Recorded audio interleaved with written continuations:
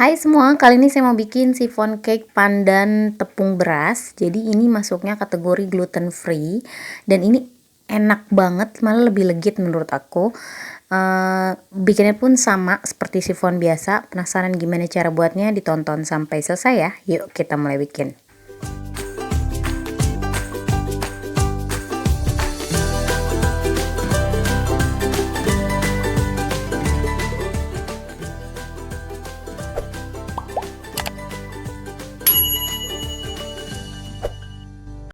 Langkah pertama kita mau mix pakai whisk aja. Ini 6 butir telur, tapi kita pisah kuning dan putihnya. Pertama ini kuningnya aja kita aduk bersama dengan, di sini kita mau tambahin santan instan. Jadi ini banyaknya 70 ml santan instan, terus saya tambahin air 30 ml. Jadi biar nggak terlalu kental banget santannya. Terus di sini ada minyak canola. Kalau nggak ada, bisa juga pakai minyak sayur biasa. Kemudian diaduk rata dulu, lalu kita mau tambahin juga pasta pandan. Ini banyaknya kira-kira setengah sendok teh, tergantung selera sebenarnya. Boleh juga ditambahin kalau mau lebih hijau atau dikurangi juga boleh. Ini diaduk rata lagi. Setelah rata, benar-benar rata, baru kemudian kita mau tambahin tepung berasnya. Di sini saya pakai tepung beras yang merek Cross Brand, atau kalau ada merek lain gak masalah, yang penting tepung beras. Kemudian diaduk rata di sini. Lalu jangan lupa bisa kita tambahin sedikit garam, ya sejumput garam lah, atau kalau pakai sendok takar sekitar 1/8 sendok teh itu. Nah kemudian ini diaduk rata ya sampai benar-benar udah nggak ada yang bergerindil. Menggunakan balon whisk seperti ini jauh lebih memudahkan ya. Jadi aduk terus sampai tidak ada bulir-bulir tepung, dan bisa dilihat hasil akhirnya kurang lebih seperti ini. Dia udah jadi lembut gitu dan sudah lebih kental pastinya. Kemudian kalau udah rata seperti ini, kita sisihkan dulu. Kita mau mixing putih telurnya, dan pastikan putih telur yang kita pakai itu bebas dari lemak. Jadi kita nggak ada tetesan kuning telur secuil pun, atau minyak atau air atau apa gitu ya.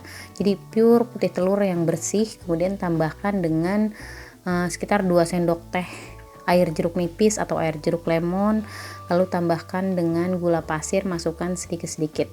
Atau kalau mau lebih cepat halusnya, boleh juga menggunakan gula kastor atau pakai gula pasir yang di blender juga bisa. Jadi ini intinya sih, kalau misal putih telurnya ada tetesan kuning telurnya walaupun sedikit aja, nanti dia nggak bisa kaku, nggak bisa mengental, dia bakal encer terus gitu. Sempat ada yang nanya kayak gitu, kenapa putih telurnya dikocok kok nggak bisa kental-kental gitu, karena dia biasanya ada tetesan kuning telurnya walaupun cuma sedikit banget gitu ya. Jadi ini di mix terus sampai dia soft peak. Jadi kalau diangkat membentuk jambul gitu ya.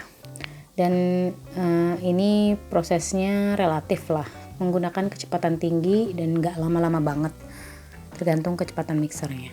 Ini dia hasilnya kurang lebih seperti ini. Sekarang kita mau aduk pakai spatula untuk mencampur adonan hijau tadi dengan putih telur ini. Pertama kita mau ambil sedikit putih telurnya, kemudian kita mau campurkan ke adonan hijau ini, adonan tepungnya. Ambil kira-kira 1 aja gitu ya. Lalu masih diaduk menggunakan balon whisk. Jadi ini gunanya supaya tekstur dari adonan hijaunya lebih ringan, sehingga nanti kalau dicampur lebih banyak putih telur, dia nggak misah-misah dan kita jadinya nggak lama ngaduknya. Kalau masih kental banget terus langsung dicampur banyak, nanti jadi ngaduknya lama, over mix, dan akhirnya cake-nya jadi bantet. Dan ini udah dicampur sedikit tadi, sudah lebih ringan adonan hijaunya. Kita sisihkan balon whisknya, kita aduk pakai spatula.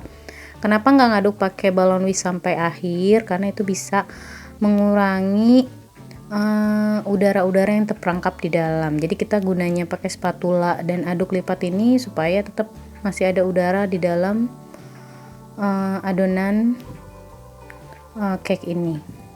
Dan ini kita campur semua sampai rata 2 atau 3 kali pencampuran ya, dan karena wadah hijaunya ini kekecilan, saya campur langsung ke wadah putih. Tuang semua, kemudian diaduk rata lagi. Kalau udah kayak gini, ini nggak lama-lama sih ngaduknya, cuman sekedar sampai rata aja, jangan berlebihan juga, sekedar homogen udah cukup. Kalau udah kayak gini, tinggal kita tuang ke loyangnya.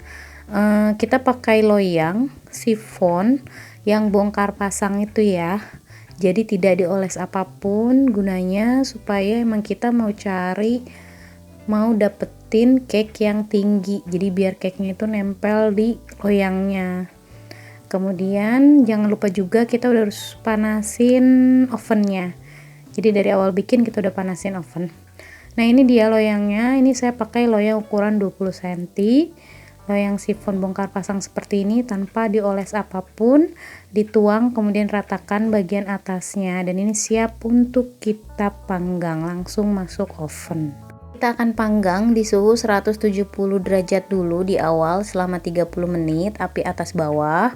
Kalau api atasnya bisa dikecilin lebih bagus. Kemudian 30 menit lagi 150 derajat. Jadi total kita panggang 1 jam. Setelah matang langsung dibalikin kayak gini. Dan ini dia hasilnya setelah di sisi loyangnya menggunakan pisau cara mengeluarkannya, kemudian dipotong-potong hasilnya seperti ini, sebonci ini, selembut ini. Dan ini jadi lebih legit sih pakai tepung beras, jadi gluten free juga ya pastinya.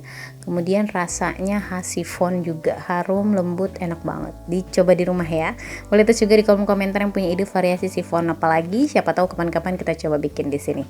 Jangan lupa juga untuk subscribe, like, comment, dan share video ini biar kita makin semangat upload video berikutnya. Thank you for watching, thank you for subscribe. See you next video. Bye bye.